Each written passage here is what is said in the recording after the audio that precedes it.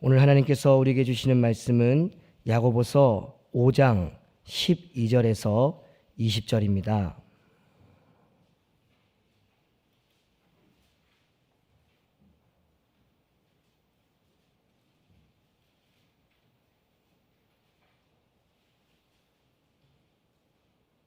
함께 교독하도록 하겠습니다.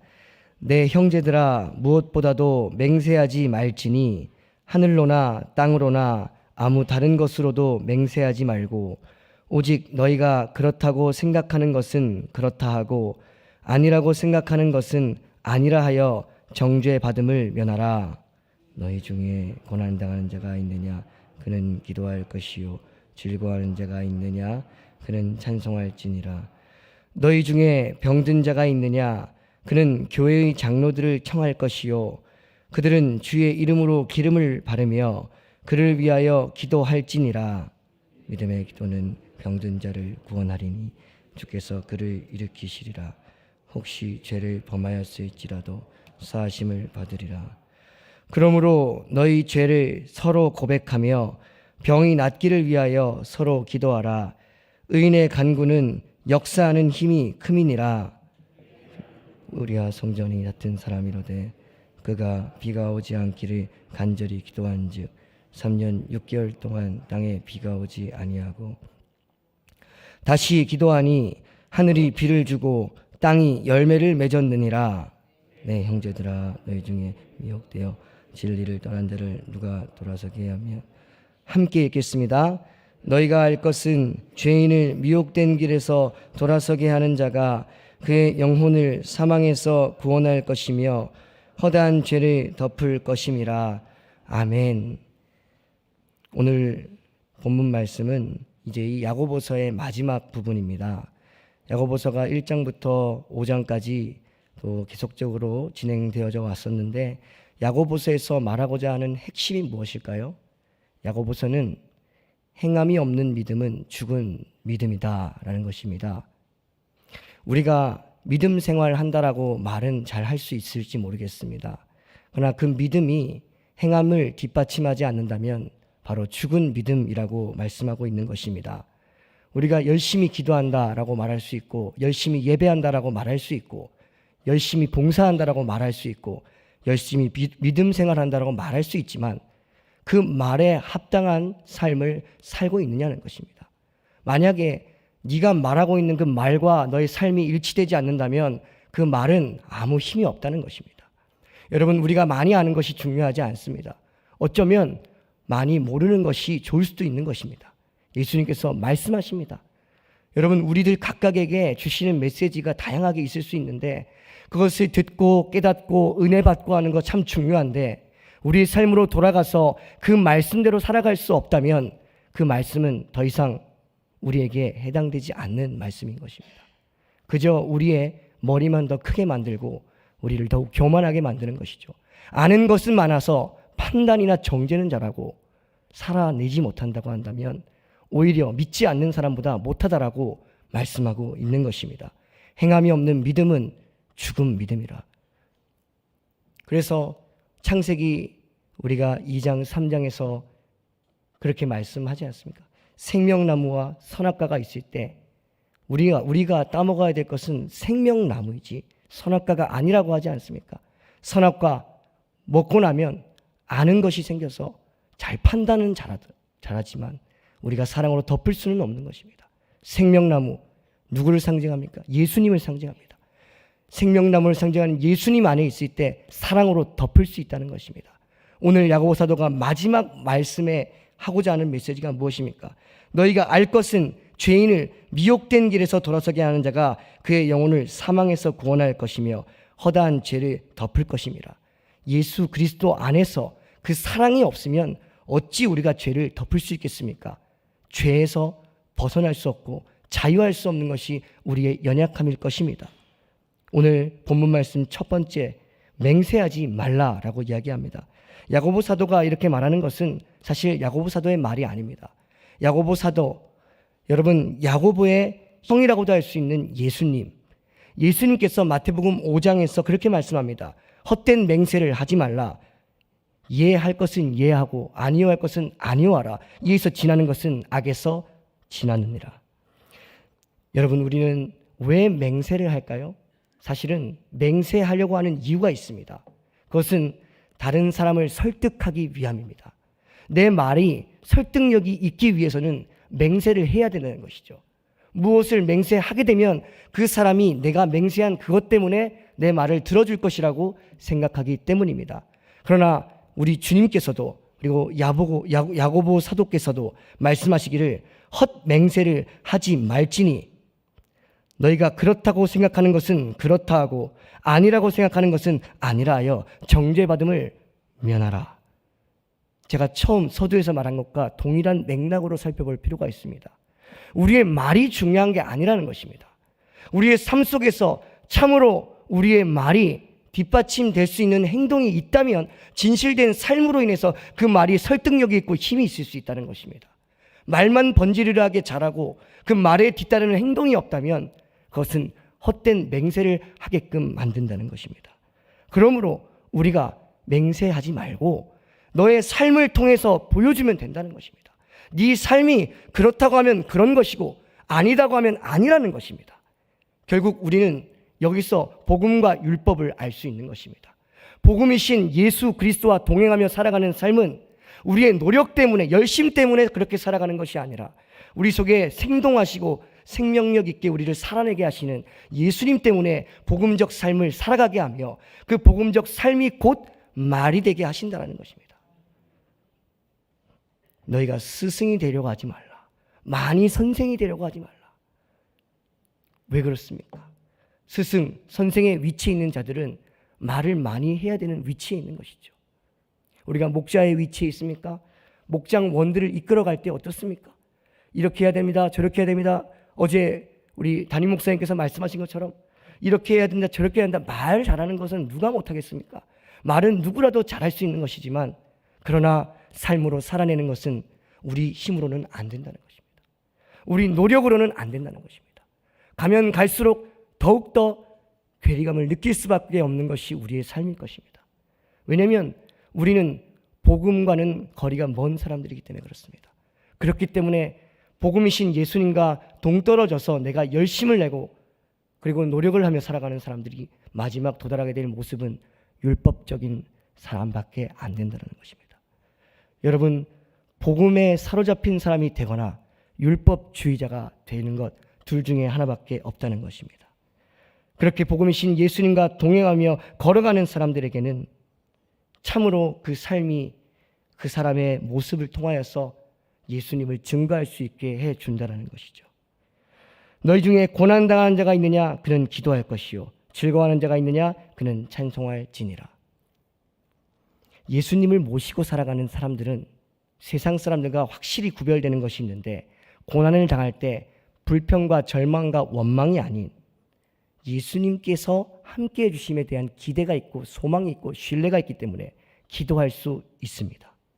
그리고 현재 내가 어떤 즐거운 일이 있을 때에 이 일이 내가 잘해서 일어나는 일이 아니라 주님의 도우심 속에 주님의 긍휼하심을 입고 살아가는 것이기 때문에 주님께 찬송할 수밖에 없다는 것입니다. 우리가 그렇게 살아야 되기 때문에 노력하는 것이 아니라 우리가 예수님을 참으로 모시고 살아가는 살아있는 믿음의 사람이 된다면 그렇게 노력하지 않아도 자연스럽게 어려울 때 기도하게 돼 있고 즐거울 때 찬송하게 되어 있다는 것입니다. 오늘 본문은 그러면서 공동체에 대한 이야기를 하고 있습니다.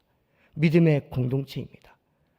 혹시라도 우리 공동체 지체 중에 아픔을 당하고 어려움을 당한 자가 있느냐?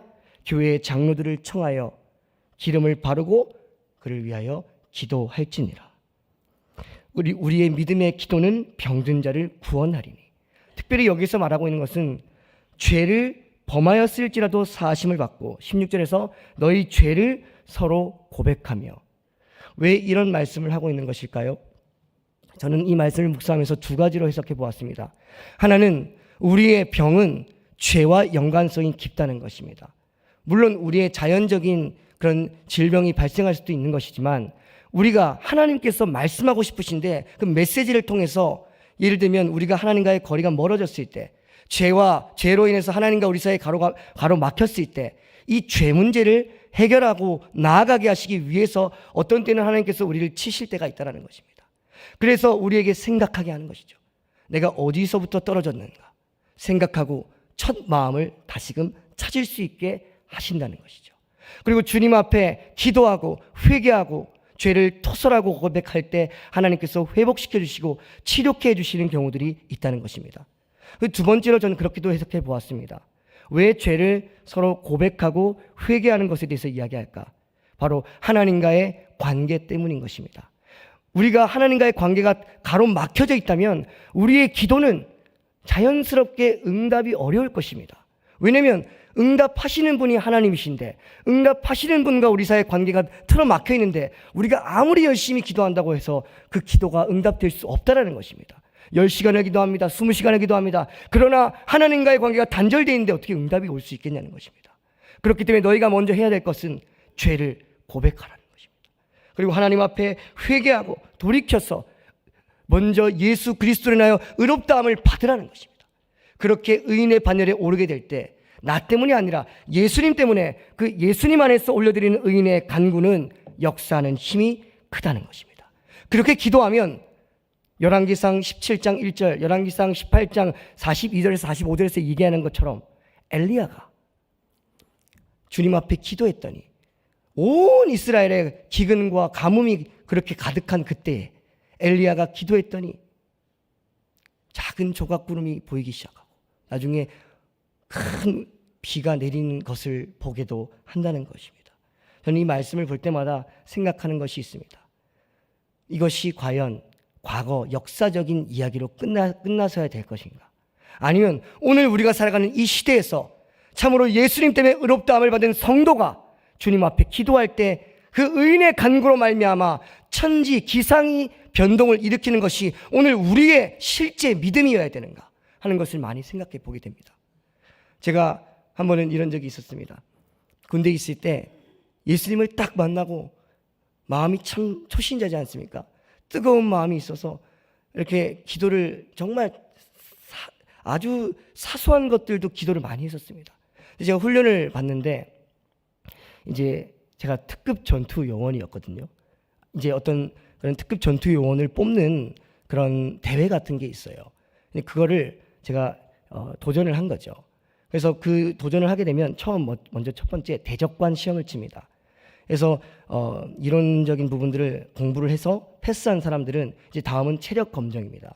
그래서 이 턱걸이라든지 윗몸 일으키기라든지 팔굽혀펴기라든지 다양한 그런 체력 검정을 이제 우수한 성적으로 통과한 다음에 그런 다음에 하는 것은 이제 급속 행군입니다. 그건 뭐냐면 20kg짜리 이 군장을 메고 걷는 행군이 아니라 뛰는 행군입니다.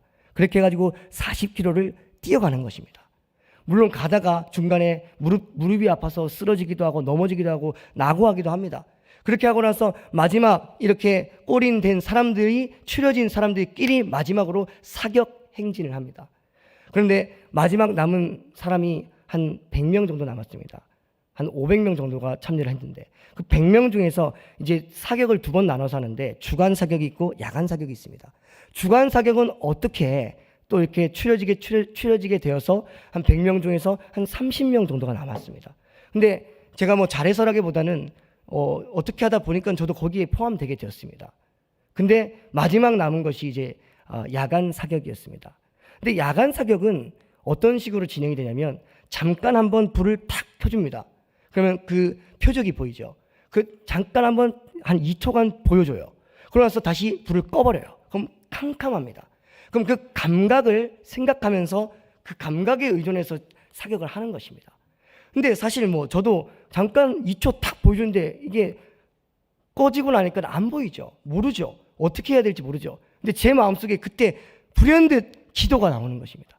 주님 도와주세요.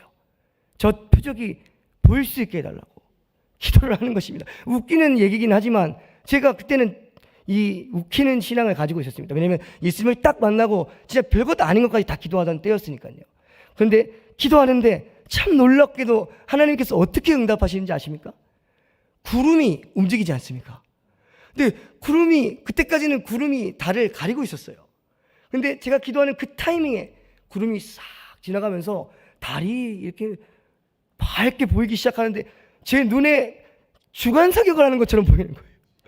그냥 다 보고 그냥 쐈습니다. 근데 저는 제 마음에 생각하는 것이 있죠. 주님 감사합니다. 왠지 아십니까? 제 다음 사람의 구름이 다시 가렸어. 그 응답이 맞습니까? 맞죠. 기도했을 때 주님께서 저에게만 보여주신 응답이죠.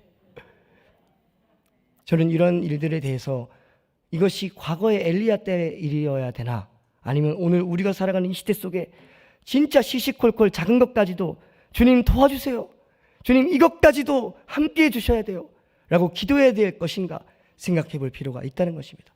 한 번은 제가 신학생 때 이제 전도를 나갔습니다. 제가 이제 경기도 부천 쪽에 학교가 있는데 서울 쪽으로 전도를 하러 나갔습니다. 근데 버스를 타고 가는데 비가 막 오는 거예요. 저는 이제 1시간을 걸려서 서울에 가서 복음을 전하는 건데 이렇게 비가 계속 오면은 복음을 어떻게 전하나 하는 그런 마음이 있었죠. 한편에서는 초조합니다. 이거 사람들도 이거 만나서 대화도 나누기도 힘든 여건인데 기도를 하기 시작합니다. 주님, 이 비 때문에 복음 전하는 것이 막히지 않게 해달라고. 그리고 나서 기도하는데 여러분 참 놀랍게도 제가 버스에서 내렸을 때 비가 멈추는 것입니다. 그리고 복음을 증거하고, 그렇게 복음을 증거하고 나서 한참을 복음을 증거하고 다시 버스를 탔는데 비가 오기 시작하는 것입니다. 이걸 뭐라고 해석해야 되겠습니까? 복음을 위해서 주님은 천지 기상도 움직이시는 분인 줄 믿습니다. 제 어떠함 때문이 아니라 복음을 위해서, 예수 그리스도의 나라와 그 의를 위하여서 주님께서 일하신다는 것입니다. 이런 일은 숱하게 많이 있습니다. 단기 선교를 나갔을 때 저희가 그런 일들을 많이 경험합니다. 여러분, 엘리야는 우리와 성정이 같은 사람이로되, 하나님께서 말씀하시기는 엘리야가 특별해서가 아니라는 것입니다. 오늘 그리스도께 돌아와서 의롭다함을 받은 주님의 다스려 주심을 받는 성도라고 한다면 같은 성정을 같은 사람이기 때문에 엘리야와 같은 믿음으로 우리가 기도할 때 그런 천지의 기상이 일어난다는 것을 말씀해 주고 있는 것입니다. 그리고 마지막으로 19절 20절에서 미혹되어 진리를 떠난 자를 누가 돌아서게 하면, 우리가 우리 형제들 가운데 어쩌면 미혹되어서 알지 못해서 어려움 당하는 사람들이 있을 수 있습니다. 그들이 지금은 죄 가운데 있을지라도 우리가 그 죄를 지적하고 판단하고 정죄하기에 앞서서 왜 이 사람이 이렇게 될 수밖에 없었는가를 충분히 기도하며 헤아려 볼 필요가 있다는 것입니다. 그리고 주님 안에서 이 영혼을 위해 기도해 줄 때 이 영혼이 미혹된 길에서 돌아서게 될 것이고, 그것은 곧 그의 영혼을 사망에서 구원하게 되는 것이라는 것입니다. 허다한 죄를 덮는 것이 된다는 것입니다. 다시 한번 처음 말씀드린 것을 상기시키며 마무리하고자 합니다. 여러분들은 선악과를 따먹으시겠습니까? 생명나무를 따먹으시겠습니까? 선악과를 따먹는 건 너무 쉽습니다. 그러나 생명나무이신 예수님 안에서 예수님을 우리 마음속에 모시고서 예수님으로 인하여 판단에 이해할 때는 이해하고 아니할 때는 아니하고 예수님 주시는 사랑으로 형제를 사랑하며 그렇게 살아가는 하루가 될 수 있기를 예수님의 이름으로 축복합니다. 기도하겠습니다. 사랑하는 예수님, 감사합니다. 오늘 주신 말씀을 기억하면서 우리들의 삶으로 돌아가서 말뿐이 아닌 행함과 진실함으로 주님의 나라를 이루게 하여 주시옵소서. 율법주의자가 되지 않게 하여 주시옵시고 복음이신 예수님과 함께 동행하며 예수님을 증거할 수 있는 우리들이 되게 하여 주시옵소서. 주님, 또한 오늘 우리가 함께 기도하는 것은 우리 성도님들 가운데 병약하시고 어려우신 분들 계십니다. 한 분 한 분 기도할 때에 주님께서 치료하여 주시옵시고 회복시켜 주시옵시고 그 어려운 때에 가난한 마음을 가지고 있을 때에 더욱 겸손히 주님 앞에 나아갈 수 있는 길이 열리게 하여 주시옵소서. 장례를 만난 가족들도 있습니다. 위로하시고 함께해 주시기를 원합니다. 오늘도 하나님 앞에 예물 드리시는 분들 계십니다. 감사 헌금을 올려드립니다. 1,000번째 헌금을 올려드립니다. 감사의 제목들, 기도의 제목들 주님 응답하여 주시옵시고 올려드려지는 모든 예물이 주님의 나라의 확장이 있게 하여 주시고 주님이 쓰고자 하시는 일에 귀하게 사용하여 주시옵소서. 감사를 드리며 예수님의 이름으로 기도드립니다. 아멘.